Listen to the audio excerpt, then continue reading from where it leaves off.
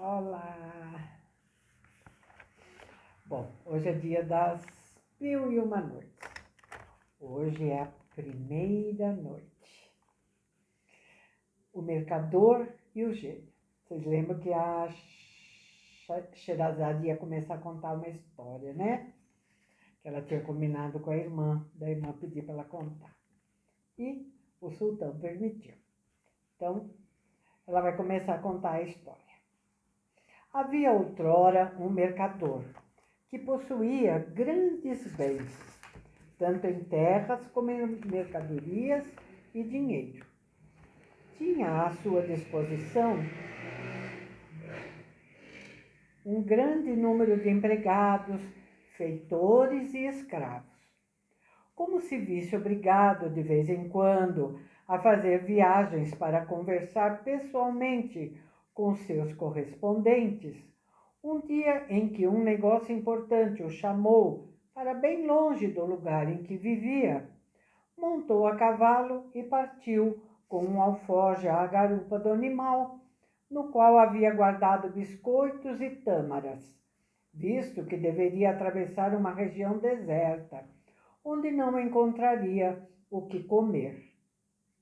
Sem acidentes, chegou ao lugar de destino e, terminado o assunto que para lá o havia atraído, tornou a montar a cavalo a fim de voltar.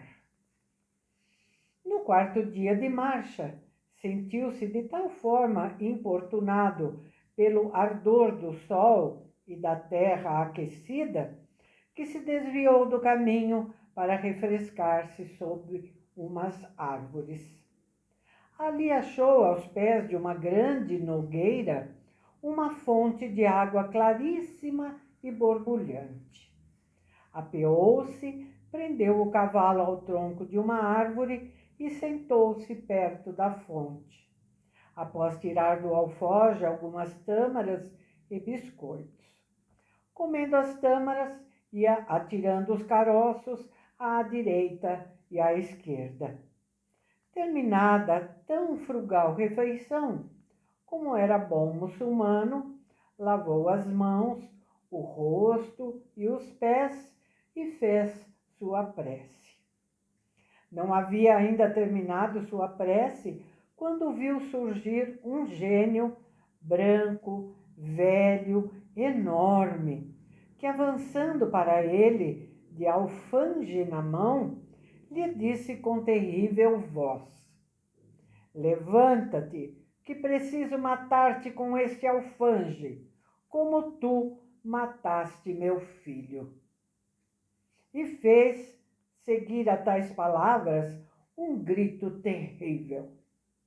O mercador, horrorizado tanto pela feiura do monstro como pelas palavras que ele lhe havia dirigido, respondeu tremendo: "Ai de mim, meu bom amo! De que crime posso ser culpado diante de vós para merecer que me seja tirada a vida?" "Quero", prosseguiu o gênio, "matar-te, assim como tu mataste meu filho." "Mas por Deus", respondeu o mercador, "como posso ter matado vosso filho? Não o conheço, jamais o vi." Espera um pouquinho, gente. Esqueci de um detalhe. "Não te sentaste ao chegar aqui?" perguntou o gênio. "Não tiraste do alforje umas tâmaras e, comendo-as, não atiraste os caroços à direita e à esquerda?" "Fiz o que dizeis", respondeu o mercador, "não o posso negar." "Sendo assim, digo-te que mataste meu filho, e eis como. Quando atiravas os caroços, meu filho passou por aqui e recebeu um deles num dos olhos, o que o levou à morte. Por isso, preciso matar-te." "Ah, meu amo, perdão!" exclamou o mercador. "Não há perdão, não há misericórdia. Não é justo matar quem matou?" "Com Concordo, disse o mercador, mas certamente não matei vosso filho. Mesmo que eu tivesse matado, tê-lo-ia feito sem querer. Por conseguinte, suplico-vos que me perdoeis e deixeis que eu prossiga a minha jornada. Não, não, disse o gênio, persistindo na sua resolução. É preciso que eu te mate como tu mataste meu filho. Assim, agarrou o mercador pelo braço, lançou-o com o rosto por terra e levantou o alfange para cortar-lhe a cabeça. Entretanto, o mercador, debulhado em lágrimas, protestando sua inocência, chorava se lembrando da mulher e dos filhos e dizia as coisas mais comoventes da terra. O gênio, levantando o alfange, teve a paciência de aguardar que o infeliz acabasse de se lamentar, sem, todavia, apiedar-se. São inúteis os teus lamentos, gritou-lhe. Ainda que fossem de sangue as suas lágrimas, não deixaria de matar-te, como tu mataste meu filho. Como? Respondeu o mercador. Não há palavras que vos possam comover? Quereis de todo jeito tirar a vida de um pobre inocente? Sim, disse o gênio, estou resolvido a isso. Sherazade, a essa altura, percebendo que já era dia e sabendo que o sultão costumava levantar-se de manhã bem cedo para fazer sua prece e reunir o conselho, deixou de falar. Por Deus, minha irmã, é maravilhosa a tua história, disse Dinazade. A continuação é mais surpreendente ainda, respondeu Sherazade. E tu concordarias se o sultão me deixasse viver ainda hoje e me permitisse contá-la na próxima noite? Shahriar, que ouvira Sherazade com prazer, pensou consigo mesmo. Esperarei até amanhã e ela morrerá, mal eu tenha ouvido o resto da história. Resolvido, portanto, a não mandar matar Sherazade naquele dia, levantou-se para fazer sua prece e ir ao conselho. O grão-vizir, durante todo o tempo, vivera em cruel inquietação. Em lugar de gozar a doçura do sono, passara a noite suspirando, lamentando a sorte da filha de quem deveria ser o algoz. Mas, se em tão triste espera temia rever o sultão, qual não foi sua surpresa ao notar que o príncipe entrava no conselho sem lhe dar a funesta ordem aguardada. O sultão, segundo o hábito, passou o dia administrando os negócios do país. Quando a noite caiu, deitou-se novamente com Sherazade.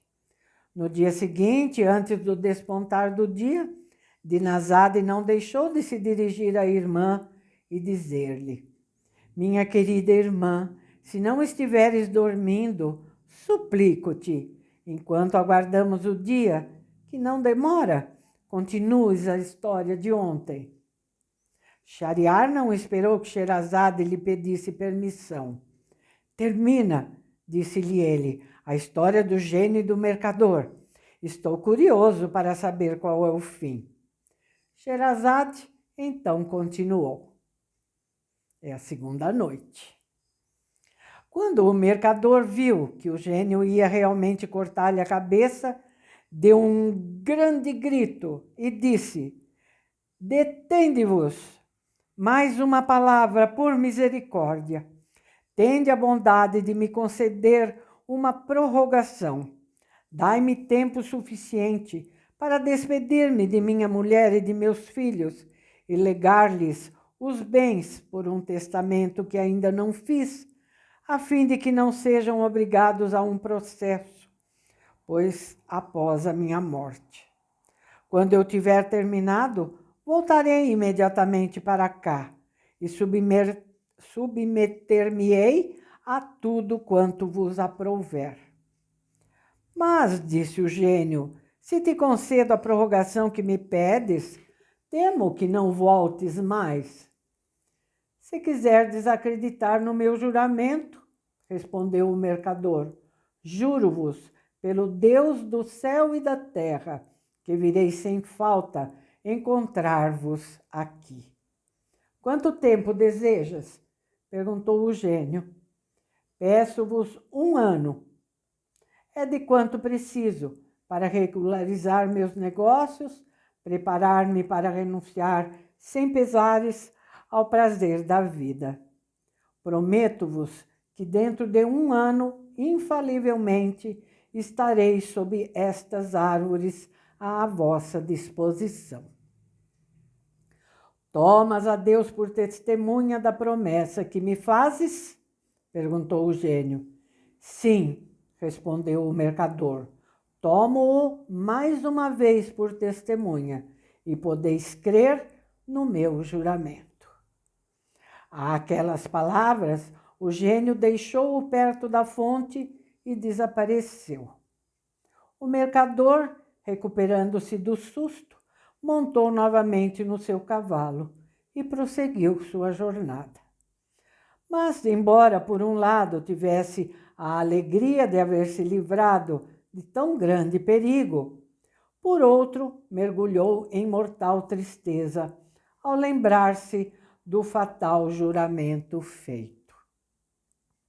Quando chegou em casa, sua mulher e seus filhos o receberam com muita alegria.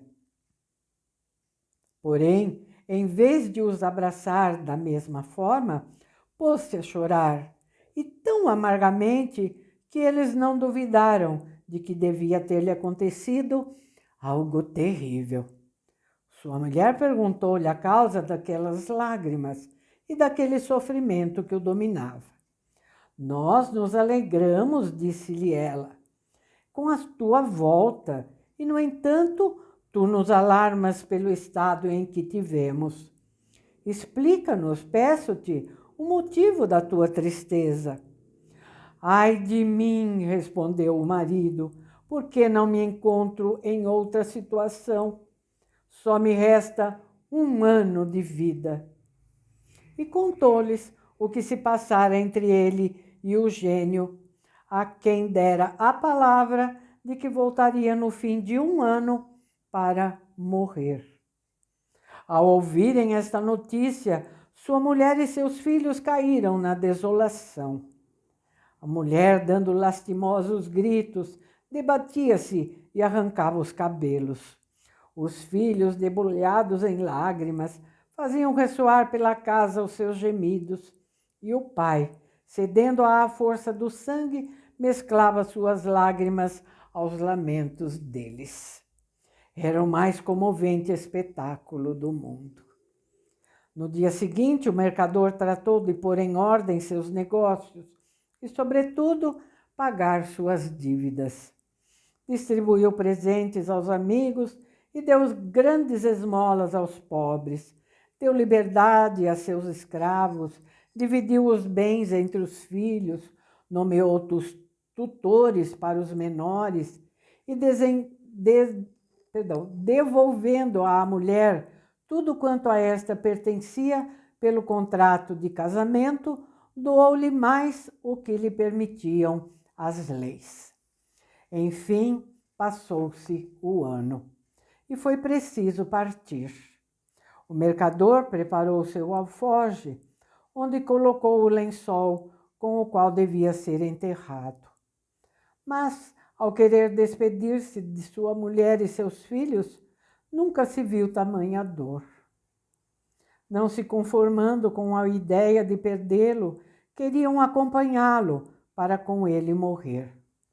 Contudo, visto que era preciso decidir e deixar pessoas tão queridas, disse-lhes: meus filhos, separando-me de vós, nada mais faço senão obedecer a Deus. Submetei-vos corajosamente a essa necessidade e lembrai-vos de que o destino do homem é morrer. Após tais palavras, aos gritos e à dor da família, partiu e chegou ao mesmo lugar em que vira o gênio no dia prometido. Apeando-se imediatamente, sentou-se à beira da fonte para esperá-lo, tristemente. Enquanto sofria em tão cruel espera, um bom ancião que levava uma corça pelo cabresto se aproximou dele. Saudaram-se e o ancião lhe perguntou: Meu irmão, posso saber por que vieste a esse lugar tão deserto, onde só existem espíritos malignos e não há segurança? Vendo tão belas árvores, dir-se-ia habitado, mas é uma verdadeira solidão, onde é perigoso deter-se por muito tempo. O mercador, satisfazendo a curiosidade do ancião, contou-lhe a aventura que o forçava a estar ali. O ancião ouviu-o com espanto e, tomando a palavra, disse: Eis aí a coisa mais surpreendente deste mundo. E vós vos ligastes pelo mais inviolável dos juramentos. Quero testemunhar o vosso encontro com o gênio. Assim, sentou-se ao lado do mercador e enquanto conversavam. Mas estou vendo o dia... Perdão, a entonação não é essa. Mas estou vendo o dia, disse Sherazade, interrompendo-se. O que resta é a parte mais linda da história. O sultão, resolvido a ouvir o fim, deixou-a ainda viver. Terceira noite. Na noite seguinte, Dinazade dirigiu à irmã o mesmo pedido que lhe fizera antes. Minha querida irmã, se não estiveres dormindo, suplico-te que me contes uma de tuas lindas histórias. Mas Shahryar interveio para dizer que queria ouvir a continuação da história do mercador e do gênio. Por conseguinte, Sherazade começou. Enquanto o mercador e o ancião, que levava a corça, conversavam, chegou outro ancião, seguido de 2 cães negros.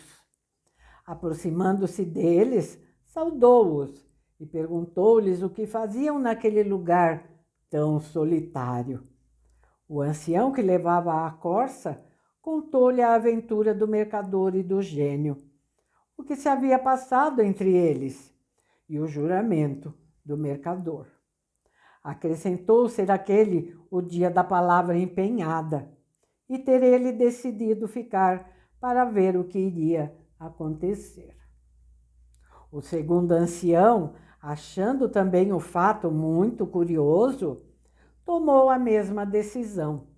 Sentou-se perto dos outros e mal havia começado a participar da conversação, apareceu um terceiro ancião, o qual, dirigindo-se aos 2 primeiros, lhes perguntou por que parecia tão triste o mercador que estava com eles.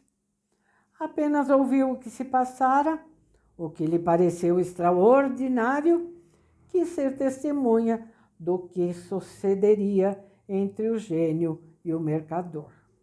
Por conseguinte, sentou-se também. Poucos instantes depois, perceberam no campo um espesso vapor, como que um turbilhão de pó erguido pelo vento, o qual avançou para eles e, dissipando-se repentinamente, lhes deixou ver o gênio, que, sem o saudar, se aproximou do mercador, empunhando o alfange e agarrando-o pelo braço, disse-lhe: Levanta-te, para que eu te mate, como tu mataste meu filho. O mercador e os 3 anciãos, aterrorizados, começaram a chorar e a gritar. Sherazade, a essa altura, notando que o dia acabava de despontar, interrompeu a história.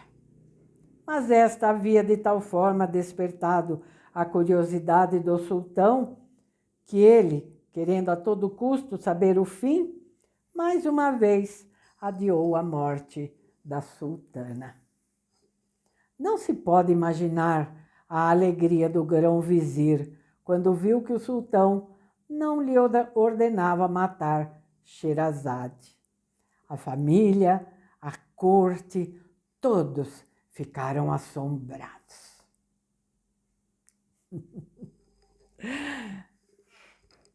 Bom, acho que eu vou parar por aqui, tá bom? Porque a próxima história é um pouquinho longa, a quarta noite, né, que seria no caso, é um pouquinho longa, então o vídeo ia ficar longo. Então nós vamos parar por aqui, tá bom? Danadinha, Sherazade, hein? Tá conseguindo o que ela planejou, né? Pelo jeito. Tá bom, minha gente? Então é isso. Por enquanto ficamos por aqui, tá bom? Meu abraço a vocês. Vou aproveitar, dar mais uma lembradinha em vocês.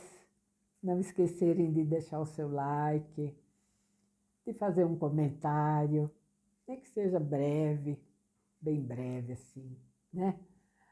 E me ajudar a divulgar o canal, tá bom? Quem assistiu a pequena apresentação do canal, que está logo no início da página, viu que o propósito desse canal é auxiliar as pessoas que não têm condições, né? De ler por qualquer motivo. E às vezes até o motivo de não conseguir segurar um livro. Como uma seguidora aqui do canal comentou um dia desses, né? Tem pessoas que, por algum motivo, não conseguem segurar um livro na mão. Não tem como ler, né? Então, gente, me ajudem a divulgar o canal. Eu não faço questão, assim, de nenhum retorno do YouTube, não é isso que eu quero, tá? O que eu quero é isso, que o canal cresça e vá devagarinho se chegando, né, também nessas pessoas. Espero que vocês estejam gostando, tanto aqui das 1001 Noites como do Caibalho. Está ainda muito no comecinho, né? Mas acho que já dá para saber, né, se vai agradar ou não, tá bom? Deixe seu comentário, tá? Eu gosto de saber. Então, um abraço e até amanhã. Amanhã, então, é dia do Caibalho, né? Que nós já vamos começar aquela parte em que ele comenta, assim, com mais profundidade cada princípio hermético, tá bom? Então, até amanhã. Tchauzinho. Um abraço para vocês.